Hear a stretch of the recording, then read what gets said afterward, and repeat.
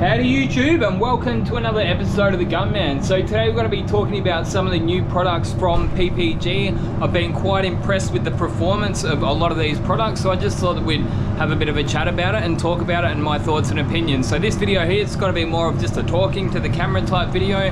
If you want to check me out spraying them, I've got a couple of videos already up on my Gunman Raw channel, and I'll be doing a few narrated videos here on my main channel as well. But either way, let's get into it. Let's start just by having a look at the products and the products that I'm talking about, right? So this is basically the amazing stuff which PPG have just released, right? So it's part of the Envirobase high performance system, right? But it's an additive, so the most of the system, it all stays the same, and I reckon that is totally awesome. That in and of itself is two big thumbs up from me, because if you don't want to use this, you do not have to use it. If it sounds too much for you to take in, even just the way that it sprays, you do not have to use it. So that's big, I think, anyway. So you've got T4900, yep, and you've got T4910, right? So what these mean, if you're unsure, you can see here, you've got ST and you've got HD. Now what do they mean? That's standard and that's hot and dry, right? HD means hot and dry, ST means standard.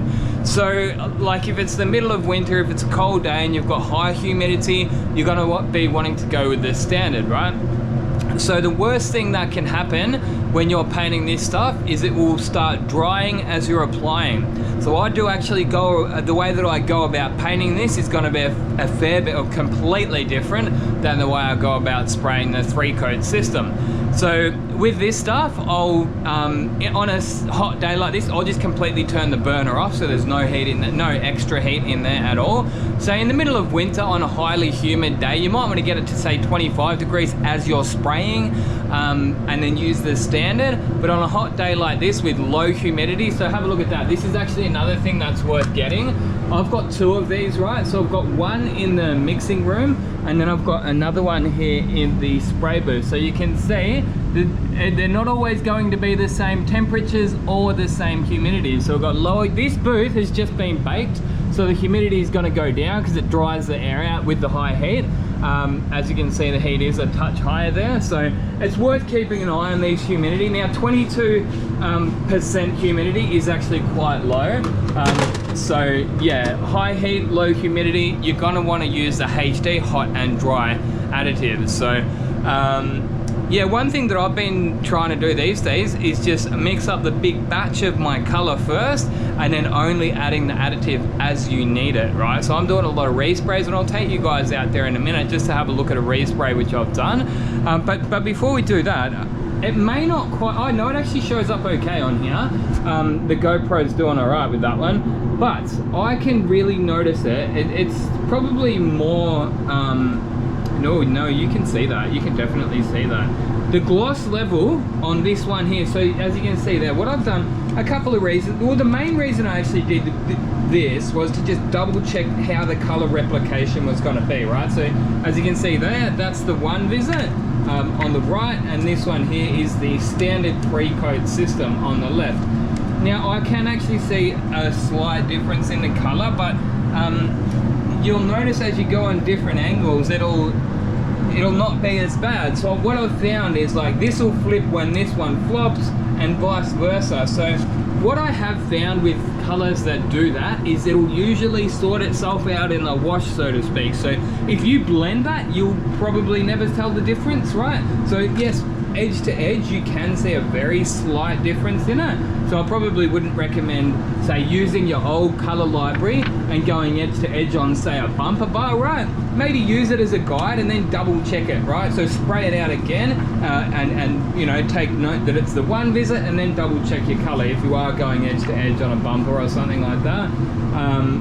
But the other thing that I was going to notice is the gloss retention, right? I was going to mention, it's, to the naked eye here, it's really obvious, and I can personally see it because I've got a little viewfinder on this camera. I really can see it even through that camera there. But the one on the left is definitely, it's borderline satin. Like it's not quite that bad, but yeah, it's definitely not as glossy as the one on the right. yeah, you seem to have a better clarity of that color as well. And what's going on behind that is when you spray this OneVisit, you just spray it down nice and wet. So you put one wet coat down, and then straight away you'll do like a drop coat. So you'll slow down but hold the gun back, and you do a drop coat straight away, right? So what that it means, so you've still put 2 coats on, right? But you've done it all in one. So that's gonna dry down as one nice slick film of paint, right? So you will probably notice that the dry time is going to increase. Not really an issue for me at the moment. It's the middle of summer, so it's going to dry. Even with the hot and dry additive, it's going to dry pretty fast. But in saying that, I have actually been opting for a short bake, say a 10-minute bake at 40 degrees. I don't want to go too high with the bake, and I also want to leave it a minimum 5 minutes before I bake it. I'm concerned about potentially boiling that base coat and having sort of pinholes come up through it, especially if you're doing bonnets and stuff like that. But yeah, sort of just let a little bit of that the water sort of evaporate out of it, and then give it, like I say, just a 40 degrees Celsius. I think that's like 75 Fahrenheit for my American viewers. So don't bake it too hot. You could give it a longer bake. I can't see that would hurt it, but there's no need to go too long, and there's also no need to go too hot, right? But yeah, if you're doing, say, smaller jobs and you're in more of a production volume shop, you can use the air blowers. But I've found, especially when you're doing a respray, by the time you go around and do 1, 2, 3, 4, 5 different corners, you're going to take that 10 minutes anyway. So you may as well just bang, hit bake, come out here, mix your clear up, clean, do a little bit of cleaning up in between coats, and you have minimal downtime, and you'll be less chances of blowing dust into your paintwork as well. So there's that bonus too. But yeah, so that's pretty much covered the base coat itself. But then what you'll see here is there's quite a few different ways of mixing it up, right? So this is the computer. That's actually that color, KAD, and then you can just mix it up the standard way if you want, which is, you know, with the water, 494, or you can mix it up with yeah, look at all these different options, right? So you've got engine bay, you've got hot, dry, high chroma. So high chroma means like high colors with, like, say, your yellows, blues, greens, reds, right? They're not going to cover that well. So as you can see here, they've dropped a little bit of it out just to help increase the coverage, of course. But that may sort of increase the drying time, so just be careful about that. Then you've got solid colors, and you'll just see that it'll slightly change the well, actually that'll drastically change the mixing. So I did do that. That's what I did for my 3-stage pearl. So your base layer is obviously a solid, so then you'll just mix that with only 5% of the additive, the OneVisit additive, but then 15% water. So it does go on a little bit different, that one, but then as you can see here, you've got OneVisit modifier with 493. Now that is a hardener additive, I believe. So when you put the hardener with it, it'll also add a little bit of water, so that'll probably thin it out a little bit. But look, I've still got a little bit of playing around with it to do, but for now it's mainly just yeah, OneVisit ST or HD, whatever I need for the temperature of the day, and metallic, which is set at 20%, and that seems to be doing really well. So I want to talk about the clears, but let's go out and have a look at the paintwork on this car that I painted yesterday. Oh, sorry, just today, earlier today.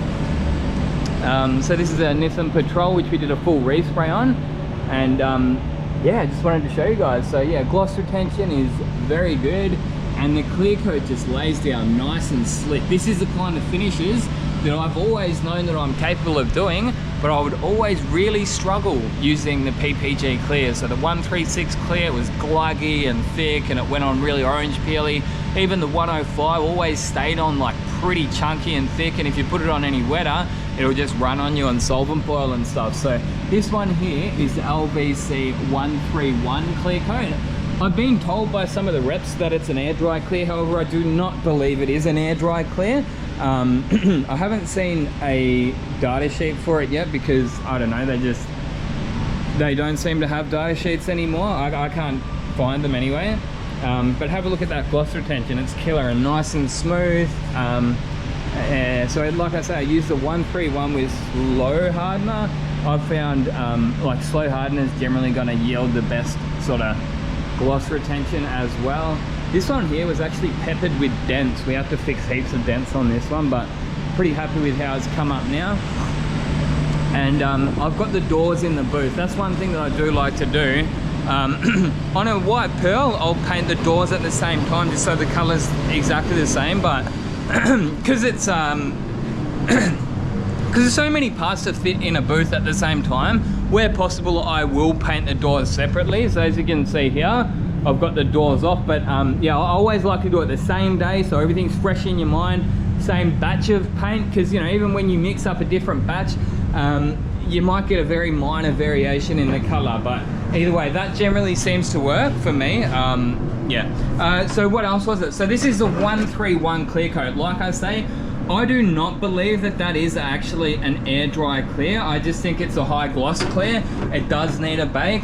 However, this one here, you could call it an air dry clear, but in saying that, I still do like to give it a bake, even a low bake, like say 10 to 15 minutes, even at say 60 degrees. These clears are safe to go to the high temps, like 70 degrees, but the 105, which I was previously using, is not safe to go up to 70 degrees, I've found anyway, especially with the booth that I've been using. Yeah, so the booth that we got here is a low bake, and that'll bang up to temp really fast. So that's what I like to tell people, like what works for me. There's so many different variables in spray painting. What works for me may not work for you. Yeah, the clear coats that you're using, the spray booths that you're using, like over there in Perth, one of the spray booths that I was using, it would legit take about 15 minutes to get up to temp. So a 20-minute bake would essentially just be a 5-minute bake, right? So maybe in a booth like that, you could say set it to 70 and give it a 20-minute bake with the 105, and it would be totally fine. So yeah, all these different factors do come into you know, the way that you've got to go about your job, and just because something worked for me doesn't mean it'll work for you. But look, at the end of the day, that's about it, guys. I do have to get back to painting these doors. Then I'm going to come in with the bonnet and tailgate and bumpers in the morning. So nice and busy. I love this high heat, 35 degrees, 21% humidity. I loves it, baby. So hopefully you enjoyed this video. Hopefully you got something out of it. But yeah, I'll tell you what, PPG, wow, just keep doing what you're doing. Don't change anything. But like on another note, like I always laughed, right? Like I thought it was so funny that like PPG, they have so many clears, right? Prior to even the 131 and the 177, man. Like I've used all of them, man. They must have a good 10 different options for clears, you know, the rapid ones, the medium, slow, fast, the American and the Australian versions of them. So there's different versions. And the funniest thing was none of them were any good, right? That's why I've been so critical of PPG over the years. But at the end of the day, man, when the products change, I've changed my opinion. So I actually think that, I was thinking about it, my opinion probably means more, right? Because I will call them out when I think their products aren't good. But when the data changes, having new products, I've changed my opinion, and they've turned over a totally new leaf. And like I say, you can even see it on here, right? That's evidence of what I've been trying to say for years. I've gone and got this reputation as a PPG hater. I don't hate anyone, I don't hate anything. At the end of the day, I'm just saying, I'm calling it the way that I see it. Or yeah, I call it how it is, or at least the way that I see it. So I definitely don't hate PPG. I'm starting to love it now. Look, the colors aren't always the best. I've found they can be a little bit hit and miss. What I've actually found with the colors is there will always be, or usually be, a good variant, but they don't make it easy for you to find that variant, right? Now, again, in saying that, whenever I criticize colors in PPG, I'll always get these guys from America and sort of North America, Canada, and that kind of thing, and they're like, man, colors are the best. So, you know, maybe the cars that you've got over there are more so painted in the PPG paint, so you don't have that issue. But over here in Australia, man, they're really hit and miss. But in saying that, if you take the time to sort of, especially the common colors, right?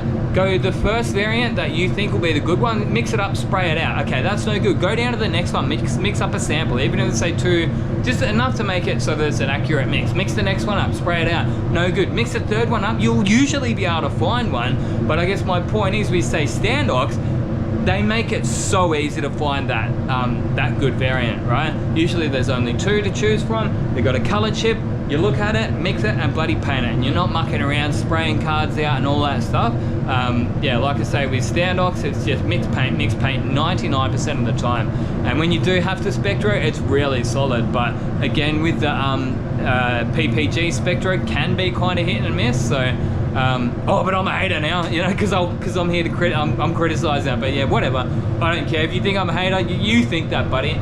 Anyway, until next time, get out there and paint some shit. Coming out. Oh, do you want to do a quick flyby on the spray guns at the end?